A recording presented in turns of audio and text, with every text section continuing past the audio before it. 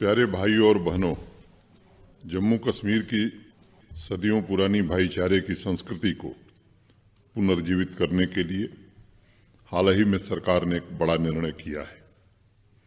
1989-90 में हजारों परिवारों को पड़ोसी मुल्क के आतंक के चलते रातों रात अपनी चल अचल संपत्ति छोड़कर कश्मीर वैली से भागने पर मजबूर किया गया था। उसमें से 44,000 परिवार जम्मू कश्मीर रिलीफ तथा रिहेबिलिटेशन डिपार्टमेंट के साथ पंजीकृत हैं। प्रशासन ने फैसला किया है कि जिन परिवारों को अपनी जमीन, जायदाद, मकान औने पौने दामों में बेचने पड़े थे, उन्हें न्याय दिलाया जाएगा। कुछ शिकायतें ऐसे भी आई थीं कि बहुत से परिवारों को मजबूरी में डिस्ट्रेस सेल के लिए विवश होना पड़ा। ऐसे सभी पीड़ित परिवार सीधे अपना आवेदन इस वेबसाइट पर सबमिट कर सकते हैं और प्रशासन शिद्दत से कोशिश करेगा कि उनकी संपत्ति एक समय सीमा के भीतर उन्हें प्राप्त हो जाए। 1997 में इसके लिए एक अधिनियम लाया गया था, लेकिन किन्हीं परिस्थितियों में वो लागू नहीं हुआ। मैं मानता हूं कि न्याय में विलंब का मतलब धर्म की पराजय है, इसलिए हम इस प्रक्रिया को पूरा करने के लिए दृढ़ संकल्पित हैं। कश्मीर वैली में आम जनता की भी यही मंशा है कि ऐसे सभी परिवार जो अपनी मिट्टी, अपना वतन छोड़कर चले गए हैं, वो फिर से वापस आएं, क्योंकि समाज का ताना बाना उनके बिना अधूरा है। जम्मू कश्मीर प्रशासन की पूरी कोशिश है कि सर्वजन हिताय सर्वजन सुखाय च, इस मंत्र की भावना के साथ भाईचारे के समृद्ध इतिहास को पुनः इस धरती पर सभी लोग पनपता हुआ देख सकें। जम्मू से संजय कुमार पंडिता जी ने लिखा है कि प्राइमरी स्कूलों में शारदा लिपि की पढ़ाई शुरू करनी चाहिए ताकि नई पीढ़ी को कश्मीरी मातृभाषा के उद्भव के बारे में बताया जा सके और वह उन्हें आने वाली पीढ़ियों के लिए संरक्षित रख सकें। पंडिता जी का ये भी कहना है कि शारदा लिपि अध्ययन को ऑप्शनल सब्जेक्ट के तौर पर जम्मू तथा कश्मीर यूनिवर्सिटी में ग्रेजुएट छात्रों के लिए शुरू किया जा सकता है और इस विषय से संबंधित जो मैन्युस्क्रिप्ट मौजूद हैं उसे छात्रों के लिए उपलब्ध कराने की आवश्यकता है। संजय जी, आपके सुझावों के लिए आपका मैं आभारी हूँ। मुझे व्यक्तिगत तौर पर आपका सुझाव अच्छा लगा, क्योंकि मैं मानता हूँ निज भाषा उन्नति है, सब उन्नति को मूल, बिनु निज भाषा ज्ञान के मिटे नहीं को सूल। भारतेंदु हरिश्चंद्र जी ने अपने इस दोहे में बहुत स्पष्ट रूप से यह संदेश दिया है कि मातृभाषा की उन्नति के बिना किसी भी समाज का उत्थान संभव नहीं है। मेरा इस बात पर पक्का यकीन है कि भाषा न सिर्फ संस्कृति बल्कि भाईचारे, मैत्री और एकता के लिए भी आवश्यक है। प्रशासन ने स्कॉलर्स के लिए स्टेट आर्काइव तथा जम्मू एवं श्रीनगर की दोनों स्टेट लाइब्रेरी में शारदा लिपि पर शोध करने की सहूलियत मुहैया कराई है और जो लोग इसकी डिजिटल प्रति प्राप्त करना चाहते हैं वो सुविधा भी प्रदान की जा रही है। प्राइमरी स्कूलों में इसे शुरू करने के आपके सुझाव पर शिक्षा विभाग सभी स्टेक होल्डर से बातचीत करके कोई रास्ता बनाए, इसका निर्देश जारी किया जाएगा। स्कूल एजुकेशन सेक्रेटरी से अनेक मौकों पर स्थानीय भाषाओं को ज़्यादा से ज़्यादा प्रमोट करने पर बातचीत हुई है और मैंने उनसे अपेक्षा की है कि प्रोफेसर, विचारक, भाषा विज्ञानियों के साथ मीटिंग करके सेमिनार एवं वर्कशॉप भी इस संदर्भ में आयोजित किए जा सकते हैं। नई शिक्षा नीति में भी इस बात पर बल दिया गया है। भाषा से संबंधित एक और पत्र आया है। डोडा के सदाकत अली जी ने लिखा है कि चिनाब वैली में बोली जाने वाली विभिन्न भाषाओं भलेसी, पादरी, भद्रवाही एवं सराजी के प्रमोशन के लिए Jammu Kashmir academy of art, culture तथा लैंग्वेज में अलग सेक्शन बनाया जाए। सदाकत जी, मुझे आपको ये बताते हुए प्रसन्नता है कभी कुछ दिनों पहले ही एकेडमी की मीटिंग में इन भाषाओं को प्रमोट करने के लिए हम सब ने विस्तार से चर्चा की थी। एक व्यापक कार्यक्रम बनाकर इन सभी भाषाओं को समृद्ध करने और प्रमोट करने के लिए प्रयास किया जाएगा। रामनगर, उधमपुर से चंद्रभूषण जी ने लिखा है कि जम्मू कश्मीर के हैंडीक्राफ्ट को नया जीवन देने के लिए प्रशासन को बदलते मार्केट के अनुसार लोगों को ट्रेनिंग देकर मार्केट लिंकेज की व्यवस्था करनी चाहिए। उन्होंने ये भी जिक्र किया है कि जम्मू कश्मीर के गांवों में काम कर रहे कलाकारों को अर्बन डिजाइनर से ट्रेनिंग की व्यवस्था कराई जा सकती है, जिससे नई एवं पुरानी कला के सम्मिश्रण से फ्यूजन के माध्यम से इंटरनेशनल मार्केट में जम्मू कश्मीर के आर्ट एवं क्राफ्ट को नया मुकाम हासिल कराया जा सके। हैंडीक्राफ्ट के विषय में ही रावलपुरा श्रीनगर के रहने वाले डॉक्टर आरिफ ने मुझे पत्र लिखा है। उनका कहना है कि जम्मू कश्मीर की कॉपर यूटेंसिल्स लघु उद्योग को पुनर्जीवित करने के लिए सरकार को पहल करनी चाहिए।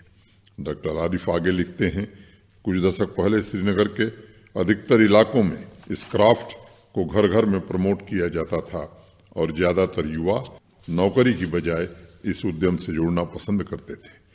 डॉक्टर आरिफ की तमन्ना है कि उन पुराने दिनों को फिर से वापस लाया जाए, जिससे इस कला का पुनरुद्धार हो तथा युवाओं को रोजगार के नए अवसर भी मिल सकें। मैं चंद्रभूषण जी तथा डॉक्टर आरिफ का इन सुझावों के लिए शुक्रिया अदा करना चाहूँगा। कल्हड़ की राज तरंगड़ी में भी वुड कार्विंग एवं ताम्रगिरी के बारे में लिखा गया है और कुषाण काल से ही जम्मू कश्मीर के हैंडीक्राफ्ट की चर्चा पूरे देश में होती थी। मैं जम्मू कश्मीर के हैंडीक्राफ्ट से जुड़े सभी भाइयों बहनों को बताना चाहूँगा कि पिछले 1 साल से जम्मू कश्मीर प्रशासन योजनाबद्ध तरीके से हैंडीक्राफ्ट को प्रमोट करने पर काम कर रहा है। हमने सभी पहलुओं का अध्ययन करने के पश्चात पिछले महीने की 16 तारीख को कारखानदार स्कीम शुरू की है। हाँ, ये सही है कि जम्मू कश्मीर के क्राफ्ट सेक्टर को, जिसकी ख्याति एक जमाने में पूरे विश्व में थी, पिछले कुछ दशकों में बहुत नुकसान झेलना पड़ा है। इसलिए कारीगरों की माली हालत और नई तकनीक की जरूरत को ध्यान में रखते हुए ये स्कीम तैयार की गई है। इस स्कीम के जरिए स्किल अपग्रेडेशन के साथ बेहतर प्रशिक्षण, मार्केट लिंकेज एवं हर महीने 3,000 रुपये की आर्थिक सहायता भी प्रदान की जाएगी। इसमें वुड कार्विंग, कॉपरवेयर, कारपेट, शॉल जैसे तमाम क्राफ्ट्स को शामिल किया गया है और अगले 6 महीने उन्हें ट्रेनिंग मुहैया कराई जाएगी और ट्रेनिंग के पश्चात उनके मार्केट का भी इंतजाम किया जाएगा। इसके अलावा उम्मीद तथा साथ कार्यक्रम के अंतर्गत भी जो महिलाओं के हैंडीक्राफ्ट से जुड़े सेल्फ हेल्प ग्रुप हैं, उन्हें भी अपने बिजनेस के स्केल को बढ़ाने के लिए एवं ट्रेनिंग के लिए कार्यक्रम चलाए जा रहे हैं। मैंने जम्मू तथा श्रीनगर के हैंडीक्राफ्ट डिपार्टमेंट को स्पष्ट निर्देश दिया हुआ है कि दोनों डिवीजन में जो भी जाने माने शिल्प गुरु, मास्टर ट्रेनर हैं, उनकी मदद से नौजवान पीढ़ी को प्रशिक्षित किया जाए। श्रीनगर के प्रोफेसर गिर मोहम्मद इसाक साहब ने स्कूल एजुकेशन से संबंधित सुझावों को लेकर मुझे एक विस्तृत एवं बेहद रोचक पत्र लिखा है। प्रोफेसर साहब ने लिखा है कि ऑफलाइन एजुकेशन शुरू होने के बाद भी सभी स्कूलों में ऑनलाइन एजुकेशन की पूरी व्यवस्था, इंफ्रास्ट्रक्चर बनाए रखने की आवश्यकता है। उनका ये भी कहना है कि सिलेबस से अलग हटकर बच्चों को debate, group task, fine arts, music के लिए प्रोत्साहित करने की आवश्यकता है। प्रोफेसर इसाक ने आगे लिखा है कि हायर एजुकेशन के क्षेत्र में सभी यूनिवर्सिटी एवं कॉलेज को विभिन्न इंडस्ट्री तथा सामाजिक संस्थाओं से पार्टनरशिप स्थापित करना चाहिए ताकि एकेडमिक, बिजनेस तथा कम्युनिटी के संबंधों को और मजबूत किया जा सके। उन्होंने टीचर्स ट्रेनिंग, बच्चों को शिक्षा प्रदान करने के नए तरीकों को ईजाद करने की बात भी अपने पत्र में लिखी है। प्रोफेसर इसाक साहब, आपके सुझावों के लिए बहुत बहुत शुक्रिया। मैं मानता हूँ कि शिक्षा किसी भी राष्ट्र के सामाजिक एवं आर्थिक प्रगति का सबसे महत्वपूर्ण माध्यम है। जिस तरह से कोरोना की वजह से वैश्विक व्यवस्था में तीव्र गति से बदलाव हुए हैं, उससे ये जरूरी हो गया है कि बच्चे को जो कुछ सिखाया जा रहा है उसके साथ ही उसमें समस्या समाधान, तार्किक, रचनात्मक एवं साइंटिफिक टेम्पर पैदा करने के लिए विविध विषयों का समावेश किया जाए। बेहतर शिक्षा मतलब जीवन का सर्वोच्च शिखर, लाइफ का एवरेस्ट पीक, और शिक्षा की क्रांति से ही लाखों करोड़ों लोगों के जीवन में एक साथ आमूलचूल परिवर्तन संभव है। अलग अलग अवसरों पर, अलग अलग प्लेटफॉर्म पर मैंने हमेशा ये बात कही है कि बच्चों में रोजगार की क्षमता का निर्माण करने के साथ साथ नैतिकता, करुणा एवं संवेदनशीलता विकसित करना भी आवश्यक है। स्कूल एजुकेशन डिपार्टमेंट नई राष्ट्रीय शिक्षा नीति को आधार मानकर इस पर काम कर रहा है और जिस ऑनलाइन एजुकेशन की बात आपने कही है उसका बुनियादी ढांचा यूटी में मजबूत हो, इस पर भी विभिन्न स्तरों पर प्रयास किए जा रहे हैं। पिछले महीने ही मुझे यूनिवर्सिटी तथा नेशनल इम्पोर्टेंस के इंस्टीट्यूट्स के कई कार्यक्रमों को संबोधित करने का मौका मिला था और मैंने स्वयं वाइस चांसलर साहबान तथा अन्य लोगों से इंडस्ट्री पार्टनरशिप बढ़ाने तथा स्किल गैप को भरने की बात कही थी। मुझे उम्मीद है कि व्यवहारिक तथा औद्योगिकीकरण के समावेशन से हम जम्मू कश्मीर में शिक्षा के स्तर को नई ऊंचाइयों पर ले जाने में जरूर कामयाब होंगे। हायर एजुकेशन में अब ऑफलाइन शिक्षण शुरू होने वाला है, इसलिए आज मैं सभी टीचर से अनुरोध करना चाहूँगा कि आपका रोल इसमें बहुत महत्वपूर्ण होगा और मेरा आग्रह होगा कि इस काम को नौकरी समझकर न करें बल्कि राष्ट्र के प्रति एक दायित्व समझकर करें। इस कार्यक्रम से जुड़े सभी श्रोताओं, बच्चों, भाइयों और बहनों, जीवन एक बहुत बड़ा अवसर है और अगर हम इस अवसर को समाज और देश हित में लगा सके तो मैं समझता हूँ कि उससे बड़ी कोई और कला इस दुनिया में नहीं है। एक छोटी सी कहानी है। दिल्ली में एक नया स्कूल बन रहा था और सैकड़ों मजदूर उसे बनाने के लिए पत्थर तोड़ने में लगे हुए थे। एक राहगीर गुजरा और जो सबसे पहला मजदूर दिखा उससे पूछा, भाई क्या कर रहे हो? मजदूर ने गुस्से में उसे देखा और बोला, अंधे हो क्या? देखते नहीं मैं पत्थर तोड़ रहा हूं। वह राहगीर कुछ आगे बढ़ा और दूसरे मजदूर से पूछा कि भाई क्या कर रहे हो? उस मजदूर ने बिना उसकी तरफ देखे ही कहा कि मैं बीवी बच्चों के खाने का इंतजाम कर रहा हूं। वो थोड़ा और आगे बढ़ा तो उसे तीसरा मजदूर दिखा जो गाना गाते हुए पत्थर तोड़ रहा था।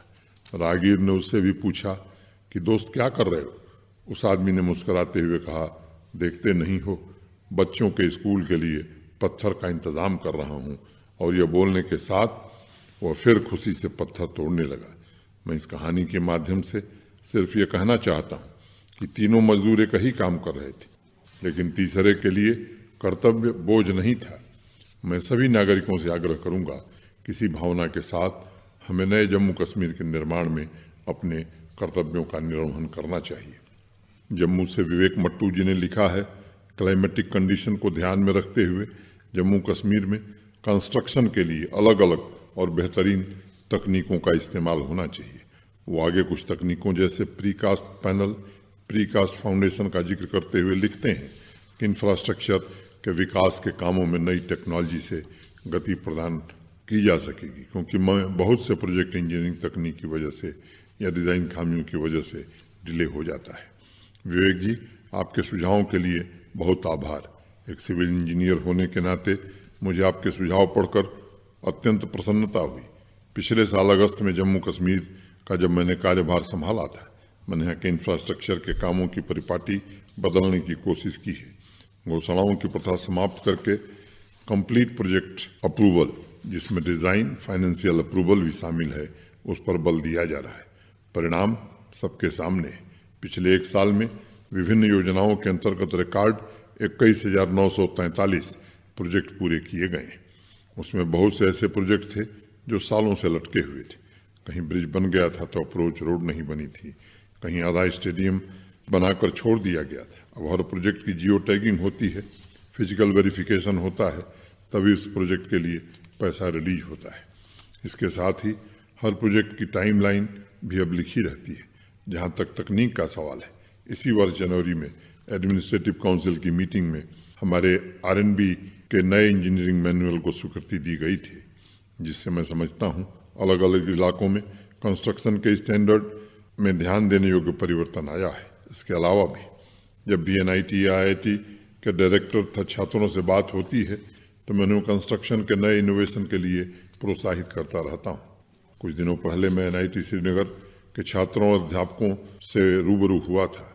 सड़क निर्माण में लगने वाली सामग्री को कैसे रिसाइकिल करके इस्तेमाल किया जा सकता है, या हॉट मिक्स प्लांट की जगह कोल्ड मिक्स सड़कें कैसे बन सकती हैं, इस पर उनसे हमने आग्रह किया था। बांदीपुरा के मुजम्मिल मीर ने लिखा है कि सरकारी नौकरियों में कितनी वैकेंसी है, इसका अध्ययन करने के लिए प्रशासन को एक मैकेनिज्म बनाना चाहिए ताकि सभी पोजीशन को जल्द से जल्द भरा जा सके। मुजम्मिल साहब, आपके सुझावों के लिए बहुत बहुत शुक्रिया। जम्मू कश्मीर प्रशासन ने सभी रिक्त पदों को आइडेंटिफाई करने तथा बिना समय गंवाए उन्हें भरने के लिए एक्सीलरेटेड रिक्रूटमेंट कमेटी का गठन किया है।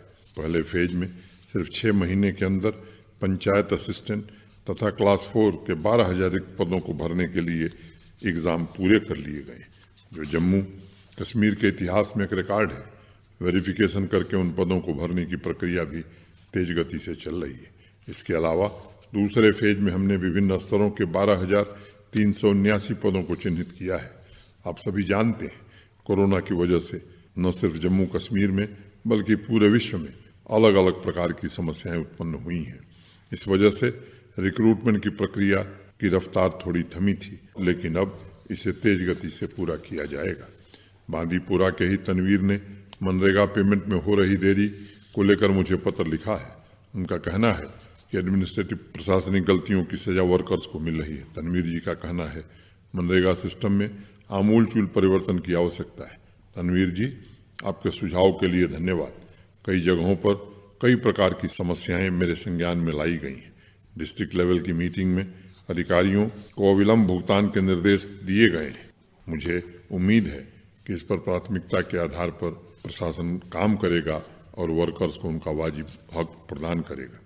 जम्मू के रहने वाले सुमित पुरी जी ने भी रिक्त सरकारी पदों का जिक्र करने के साथ युवाओं को टूरिज्म सेक्टर में इंटरप्रेन्योर बनाने की बात लिखी है।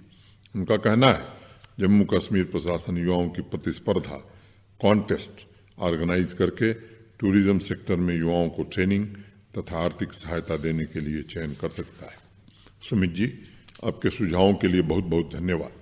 जम्मू कश्मीर में युवाओं को इंटरप्रेन्योर बनाने के लिए योजनाबद्ध तरीके से अनेक कार्यक्रम चलाए जा रहे हैं। अब इसी महीने की 3 तारीख को मिशन यूथ के अंतर्गत हमने 75 टूरिस्ट विलेज डेवलप करने का फैसला किया है, जिसके अंतर्गत युवाओं के सेल्फ हेल्प ग्रुप को ट्रेनिंग तथा 10 लाख रुपए की आर्थिक सहायता भी प्रदान की जाएगी। यह राशि मुद्रा योजना के तहत दी जाएगी, जिसमें से लगभग आधा पैसा इंसेंटिव के तौर पर होगा। Jammu Kashmir tourism department unexplored location को भी प्रमोट कर रहा है और मुझे पूरी उम्मीद है वहाँ भी रोजगार के अनेक अवसर आएंगे, जिसका लाभ यूटी के युवा वर्ग को मिलेगा।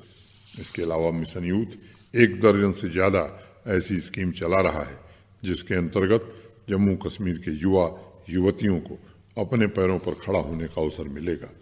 जम्मू कश्मीर बैंक में नौजवानों के लिए एक स्पेशल हेल्प डेस्क बनाया गया है और टूरिज्म ही नहीं बल्कि अन्य क्षेत्रों में भी अगर युवा नौजवान बच्चे बच्चियां रोजगार शुरू करना चाहते हैं तो उन्हें पूरी मदद प्रदान कराई जाएगी। मैं जम्मू कश्मीर के सभी नागरिकों से कहना चाहता हूं कि पिछले साल के एक कार्यक्रम बैक टू विलेज के अंतर्गत पिछले अक्टूबर से अभी तक 4290 पंचायतों में 20,000 नौजवानों को इंटरप्रेन्योर बनाने के लिए आर्थिक सहायता प्रदान की गई है और मुझे बताते हुए प्रसन्नता है कि इसमें 4500 से ज़्यादा बच्चियां हैं।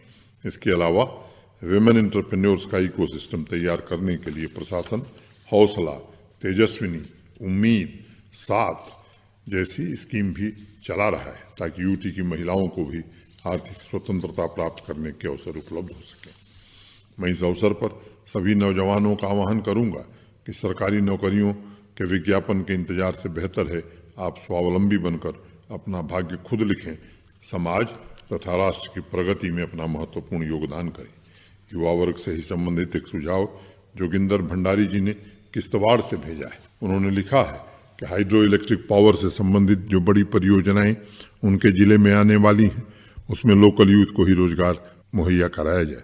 जोगिंदर जी, आपको इस सुझाव के लिए धन्यवाद। जब साल की शुरुआत में इन परियोजनाओं का MOU साइन हुआ था उसी वक्त मैंने स्वतः निर्देश दिया था और उस समय भारत सरकार के ऊर्जा मंत्री ने भी स्पष्ट निर्देश दिया था कि ज़्यादा से ज़्यादा लोकल यूथ को, स्थानीय नौजवानों को रोजगार दिया जाना चाहिए। क्योंकि ये बड़ी और महत्वपूर्ण बात है, सेक्टर स्पेसिफिक परियोजनाएं हैं तो विशिष्ट पदों के लिए बाहर के लोग लिए जा सकते हैं, अन्यथा अधिकतम स्थानीय लोगों को रोजगार मिले इसको जरूर सुनिश्चित किया जाएगा। बिना किसी भेदभाव के जम्मू कश्मीर के युवाओं को नौकरी रोजगार में अवसर मिले ये हमारी प्राथमिकता में है। प्यारे भाइयों और बहनों, एक क्षेत्र से दूसरे क्षेत्र की चुनौतियां अलग अलग तरह की होती हैं, इसलिए नीतियों और कार्यक्रमों का हम लगातार मूल्यांकन भी करते हैं ताकि प्रशासन के निचले स्तर से लेकर ऊपरी स्तर तक सभी एक लक्ष्य के साथ आम जनता की भलाई के काम कर सकें। चाहे गांव हो या शहर, हमारी कोशिश है कि बदलाव की बयार हर कोने में पहुंचनी चाहिए ताकि जम्मू कश्मीर के नक्शे पर तरक्की और खुशहाली की तस्वीर प्रतिबिंबित हो। जम्मू के दीपक सूरी और कुपवाड़ा के अमीर नज़ीर ने ग्रीन जम्मू कश्मीर के लिए सुझाव भेजे। दीपक ने लिखा है कि प्रशासन को इलेक्ट्रिक व्हीकल को प्रमोट करने के लिए लोगों को प्रोत्साहन या सब्सिडी देने की आवश्यकता है ताकि यूटी में कार्बन फुटप्रिंट कम किया जा सके। दीपक जी, आपके सुझाव के लिए धन्यवाद। इस साल जनवरी में ही जम्मू कश्मीर प्रशासन ने मोटर व्हीकल टैक्सेशन एक्ट 1975 के सेक्शन 9 के तहत इलेक्ट्रिक वाहनों पर रोड और टैक्स की छूट का आदेश जारी कर दिया था। मैं आज सभी नागरिकों से भी अनुरोध करना चाहूँगा कि इलेक्ट्रिक व्हीकल पर टैक्स खत्म हो जाने से अब भारी रियायत मिल रही है और जैसा कि दीपक जी ने कहा है, अगर आप नया वाहन खरीदते हैं तो पर्यावरण संतुलन को ध्यान में रखते हुए इलेक्ट्रिक व्हीकल के ऑप्शन पर जरूर विचार करें। कुपवाड़ा के नजीर जी ने लिखा है कि प्रशासन को यातायात के साधनों में बाइसिकल को भी प्रमोट करने की आवश्यकता है ताकि जिन्हें नज़दीक जाना हो वो कार या बाइक की बजाय बाइसिकल का इस्तेमाल करें। उन्होंने हॉलैंड, फिनलैंड तथा स्वीडन जैसे देशों का उदाहरण देते हुए लिखा है कि प्रथम चरण में इसे बड़े शहरों में एक डेडिकेटेड बाइसिकल लेन बनाकर लागू किया जा सकता है। नजीर जी, आपके सुझावों के लिए बहुत बहुत शुक्रिया। प्रशासन ने पहले ही निर्णय ले लिया है कि जम्मू तथा श्रीनगर स्मार्ट सिटी में डेडिकेटेड बाइसिकल लेन होगी और इसे प्रमोट करने के लिए सप्ताह में एक दिन कुछ खास इलाकों को कार फ्री कर दिया जाएगा। आपका सुझाव उत्तम है और मैं सभी 20 जिलों के डिप्टी कमिश्नर्स से अपेक्षा रखता कि वो अपने यहाँ बड़े शहरों में भी इस तरह की व्यवस्था लागू करने के बारे में सोचिए। हॉर्टिकल्चर क्षेत्र में ट्रेनिंग को लेकर पुलवामा के एहसान और शोपियान के शाहिद अहमद ने मुझे लिखा है। एहसान ने लिखा है कि हॉर्टिकल्चर सेक्टर में क्रॉप स्पेसिफिक सुझाव तथा ट्रेनिंग किसानों को मुहैया कराए जाने की जरूरत है। वहीं शाहिद ने लिखा है कि एप्पल ग्रोवर के लिए सही ड्रेनेज बनाने तथा पेस्टिसाइड का इस्तेमाल करने की ट्रेनिंग दी जानी चाहिए। एहसान और शाहिद, मैं आप दोनों का शुक्रिया अदा करना चाहूँगा। हमें यह ध्यान रखने की ज़रूरत है कि संसार में जितनी भी उपलब्धियाँ हैं उसके पीछे संस्थान और लोगों की संकल्पबद्ध कड़ी मेहनत है। इसलिए जम्मू कश्मीर में जिन प्रतिभाशाली युवाओं की हॉर्टिकल्चर में रुचि है उन्हें भी मैं कहना चाहता हूँ, यह क्षेत्र बड़े पैमाने पर रोजगार पैदा करने वाला बन सकता है। जिस प्रकार हमने तारीख में अनेक चुनौतियों पर विजय पाई है, उसी प्रकार नए नए क्षेत्रों में अपनी ऊर्जा का सही इस्तेमाल करके विश्वास और प्रतिबद्धता के साथ हम नए भविष्य का निर्माण कर सकते हैं। मुझे बताते हुए अत्यंत प्रसन्नता है कि प्रशासन ने किसान भाइयों को हॉर्टिकल्चर से जुड़ी फसलों की ट्रेनिंग देने का फैसला किया है। प्रथम चरण में तकरीबन 9,000 किसान भाइयों को इस ट्रेनिंग कार्यक्रम में शामिल किया जाएगा। इसके अलावा भी खेती से संबंधित आपकी जो समस्याएं हैं उसके निवारण के लिए कृषि विज्ञान केंद्रों को निर्देश दिया गया है। अभी मंगलवार को केंद्रीय कृषि मंत्रालय की बैठक में मैं स्वयं शामिल हुआ था और किसान भाइयों से जुड़े अनेक मसलों के साथ साथ पेस्टिसाइड के मुद्दे को भी कृषि मंत्री जी के सामने रखा था। मैं इन समस्याओं से वाकिफ हूँ और इसलिए पिछले एक वर्ष में हमने 2276 सैंपल लेकर विभिन्न पेस्टिसाइड्स की जांच के लिए भेजा है और ये सुनिश्चित करने की कोशिश की जा रही है कि मार्केट में एक भी गलत कीटनाशक न बिके। इसके अलावा जम्मू कश्मीर में कृषि विभाग तथा कृषि अनुसंधान से जुड़े वैज्ञानिक भी बीजों की नई प्रजातियां विकसित करने में दिन रात जुटे हैं, जिनमें कम पेस्टिसाइड का इस्तेमाल होता है और पर्यावरण को भी लाभ पहुंचता है। मैं अपने कृषि तथा हॉर्टिकल्चर विभाग को भी निर्देश दूंगा कि कृषि विज्ञान केंद्रों के साथ मिलकर हर जिले में किसानों का एक डेटाबेस तैयार किया जाए और मैसेजिंग प्लेटफॉर्म के जरिए समय समय पर किसान भाइयों को आवश्यक जानकारियां उनके मोबाइल फ़ोन पर उपलब्ध कराई जाए। जम्मू कश्मीर के अनएक्सप्लोर्ड लोकेशन को प्रमोट करने के लिए किश्तवाड़ की प्रियंका शर्मा ने मुझे पत्र लिखा है। उनका कहना है कि लिदना धार में पैराग्लाइडिंग और टूरिस्ट कैफे शुरू किया जा सकता है। मारवा वारवान जैसी खूबसूरत लोकेशन को प्रमोट किया जा सकता है ताकि पर्वतारोहियों के लिए पीर पंजाल रेंज की 7 ऊंची पहाड़ियों को भी ब्रोशर में शामिल किया जा सके। वो आगे लिखती हैं कि टूरिज्म डिपार्टमेंट को सभी स्टेक होल्डर्स के लिए अवेयरनेस कैंप तथा रिसर्च क्लासेस शुरू करनी चाहिए ताकि वो टूरिज्म तथा हॉस्पिटैलिटी सेक्टर से जुड़ी बारीकियों को सीख और समझ सकें। डोडा के वीरेंद्र ठाकुर जी ने लिखा है कि जन तरुण धार माता रौसर टेम्पल जो कि भदरवा के नज़दीक है, उन्हें टूरिज्म डेस्टिनेशन के रूप में विकसित किया जा सकता है। वीरेंद्र जी उन इलाकों में इंफ्रास्ट्रक्चर डेवलपमेंट के लिए भी सुझाव दिए हैं। आगे लिखते हैं कि सब डिवीज़न ठठरी के इन लोकेशंस को विंटर गेम्स के लिए भी प्रमोट किया जा सकता है। प्रियंका और वीरेंद्र जी, आप दोनों को इन सुझावों के लिए बहुत बहुत धन्यवाद। मैं टूरिज्म डिपार्टमेंट को आपके बताए हुए इलाकों के अध्ययन तथा आवश्यक कार्रवाई का निर्देश दूंगा। जुलाई महीने में टूरिज्म डिपार्टमेंट की रिव्यू मीटिंग के दौरान मैंने निर्देश दिया था कि जम्मू कश्मीर में ऐसे लोकेशन के इंफ्रास्ट्रक्चर को मजबूत किया जाए जो बहुत फेमस नहीं है लेकिन उनमें कमाल का पोटेंशियल है। मेरे एक परिचित जो अभी कुछ दिन पहले विदेश से आए थे, उन्होंने मुझसे स्वयं कहा कि जम्मू कश्मीर में सिर्फ 2-4 लोकेशन ही पर्यटकों को पता होती है, जबकि यहाँ ऐसी अनगिनत जगहें हैं जो बहुत ही खूबसूरत है। ऐसी जगहों पर अच्छा इंफ्रास्ट्रक्चर तैयार करना, वहाँ की संस्कृति तथा सांस्कृतिक धरोहरों को प्रमोट करना हम सबकी जिम्मेदारी है और मैं सभी नागरिकों को भरोसा देना चाहता हूँ कि इस काम को हम सब जरूर पूरा करने की कोशिश करेंगे। मैं सभी नागरिकों को बताना चाहता हूँ कि अगले महीने से जम्मू एवं कश्मीर दोनों डिवीज़न के अनएक्सप्लोर्ड लोकेशंस पर बड़े स्तर पर टूरिज्म कल्चर से जुड़े कार्यक्रमों का आयोजन हो रहा है। इसके जरिए न सिर्फ उन स्थानों को प्रमोट करने की पहल की जाएगी बल्कि बाहर से आने वाले टूरिस्टों को वहाँ की संस्कृति, खान पान इत्यादि से भी परिचित कराया जाएगा। इसके अलावा जम्मू में 3 महीने का एक विस्तृत कार्यक्रम शुरू किया जाएगा जो डिवीज़न के सभी 10 जिलों में टूरिज्म को प्रमोट करने में मदद करेगा। जम्मू के हृतिक जामवाल ने ग्रीन जम्मू कश्मीर ड्राइव के बारे में कुछ सुझाव भेजे हैं। उन्होंने लिखा है कि सभी स्कूलों में ट्री प्लांटेशन ड्राइव अनिवार्य कर देनी चाहिए और प्रत्येक स्टूडेंट के लिए एक टारगेट फिक्स करने की जरूरत है जिससे इस कार्य में पूरी निष्ठा और तन्मयता से छात्र भाग ले सकें। उन्होंने आगे लिखा है कि प्रत्येक कोर्स के छात्र को ट्री प्लांटेशन ड्राइव में प्रदर्शन के आधार पर अवार्ड दिया जाना चाहिए। हृतिक, आपका सुझाव अति उत्तम है और मैं स्कूल तथा फॉरेस्ट डिपार्टमेंट को आपके सुझावों पर गौर करने के लिए कहूँगा।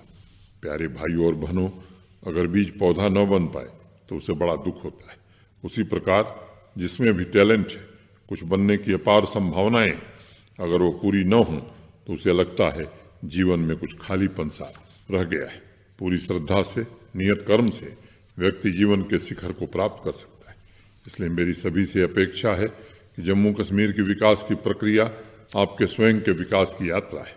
अगर हम बेहतर कार्यक्षमता, बेहतर वर्क कल्चर चाहते हैं तो सिर्फ आकांक्षा नहीं बल्कि अपनी जिम्मेदारियों के प्रति भी सजग रहने की आवश्यकता है।